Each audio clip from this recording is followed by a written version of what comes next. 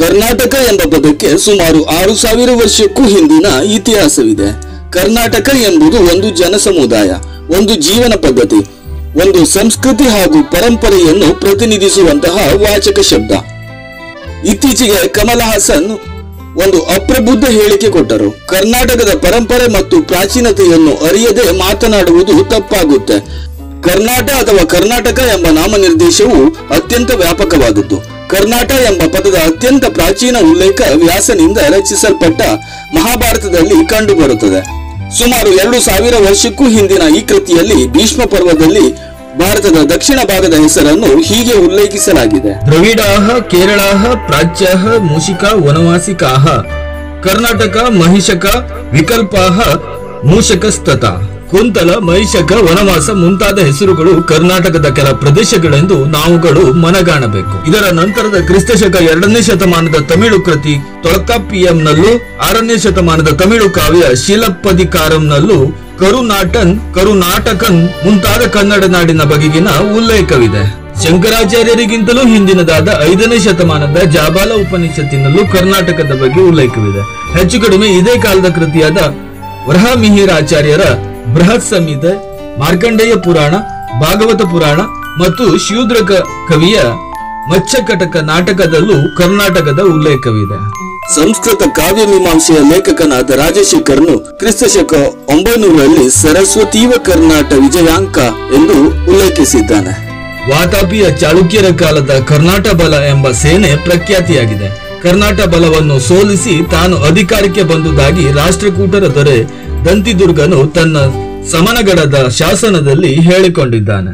ಅಮೋಘ ವರ್ಷನ ಸಮಕಾಲೀನನಾದ ಜೈನ ಲೇಖಕ ಕುಮುದೆಂದು ತನ್ನ ಸಿರಿಭೂವಲಯದಲ್ಲಿ ಕರ್ನಾಟಕ ಎಂಬ ಹೆಸರನ್ನು ಅನೇಕ ಕಡೆ ಬಳಸಿದ್ದಾನೆ. ಚೋಳರ ದೊರೆ 3ನೇ ರಾಜೇಂದ್ರನು ಹೊಯ್ಸಳರ ರಾಜರ ಬಗೆಗಿನ ತನಗಿದ್ದ ದ್ವೇಷವನ್ನು ಹೇಳಿಕೊಳ್ಳುತ್ತಾ ಕರ್ನಾಟ ರಾಯರ ಕಾಳಗಂಡ ಎಂಬುದಾಗಿ ತನ್ನ ಶಾಸನದಲ್ಲಿ ಕರೆಸಿಕೊಂಡಿದ್ದಾನೆ.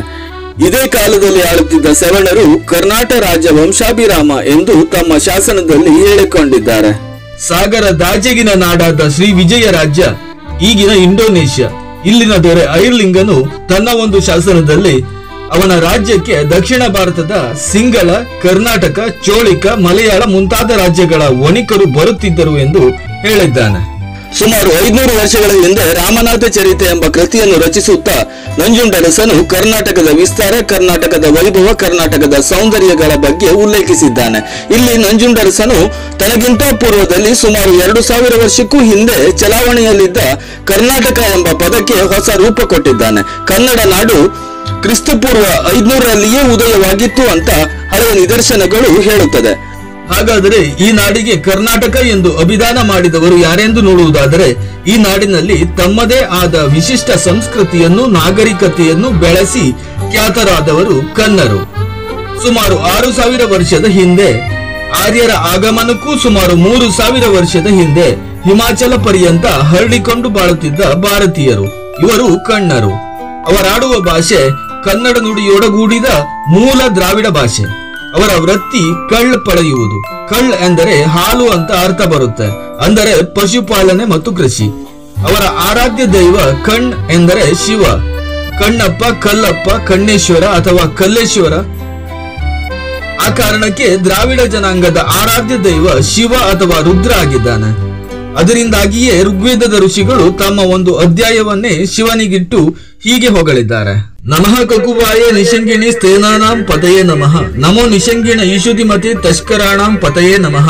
ನಮೋ ವಂಚತೆ ಪರಿವಂಚತೆ ಸ್ಥಾಯುನಾಂ ಪತಯೇ ನಮಃ. ನಮೋ ನಿಚೇರವೇ ಪರಿಚಾರಾಯಾರಣ್ಯಾನಾಂ ಪತಯೇ ನಮಃ. ನಮಃ ಶ್ರಕಾವಿಭ್ಯೋ ಜಿಂಗಾಂಸದ್ಭ್ಯೋ ಮುಷ್ಣತಾಂ ಪತಯೇ ನಮಃ. ನಮ ಉಷ್ಣಿಶಿನಿ ಗಿರಿಜರಾಯ ಕುಲಾಂಚಾನಾಂ ಪತಯೇ ನಮಃ. ಹೀಗೆ ಕನ್ನಡ ನಾಡು ಕನ್ನಡ ನಾಡಾಗಿ ಕರ್ನಾಟಕವಾಗಿ ಸಂಸ್ಕೃತೀಕರಣಗೊಂಡಿದೆ. ಮೆಹಂಜೋದಾರೋ ಸಂಸ್ಕೃತಿಯನ್ನು ಅಭ್ಯಸಿಸಿ ಫಾದರ್ ಹೆರೆಸ್ ಅವರು ಈ ವಿಚಾರವನ್ನು ಬೆಳಕಿಗೆ ತಂದರು. ಕನ್ನಡ ಮಾತಿನ ಧೋರಣೆಯನ್ನೊಳಗೊಂಡ ಕುಡುಗ ಜನಾಂಗದ ಹೆಸರುಳ್ಳ ಮೆಹಂಜೋದಾರೋ ಮುದ್ರೆಯೊಂದರ ಮೇಲಿನ ಚಿತ್ರಲಿಪಿ ಹೀಗೆ ಹೇಳುತ್ತದೆ. ಆಲೂರ್ ಮಿನನ್ ಮಿನ್ ಕಣ್ ಕದರ್ ಏರ್ ಒಲಿಲದು ಕಲಕೂರಿರ ವಾಳ್ಕೆಯ ಕುಡುಗರ್ ನಾಲ್. ಇಲ್ಲಿ ಕುಡುಗರು ಎಂದರೆ ಕಂಡನ್ ಸಂಸ್ಕೃತಿಗೆ ಸೇರಿದ ಒಂದು ಜನಾಂಗ. ಕುಡುಗ ಅವರ ಲಾಂಛನ ರಾಮಾಯಣ ಕಾಲದ ಸುಗ್ರೀವ, ಆಂಜನೇಯ. ಭಾಷೆ ಬೇರೆ, ಲಿಪಿ ಬೇರೆ. ಭಾಷೆ ಹೇಳುವುದು ಜನಸಮುದಾಯದಲ್ಲಿ ಉತ್ಪತ್ತಿಯಾದ ಸ್ವರೂಪ.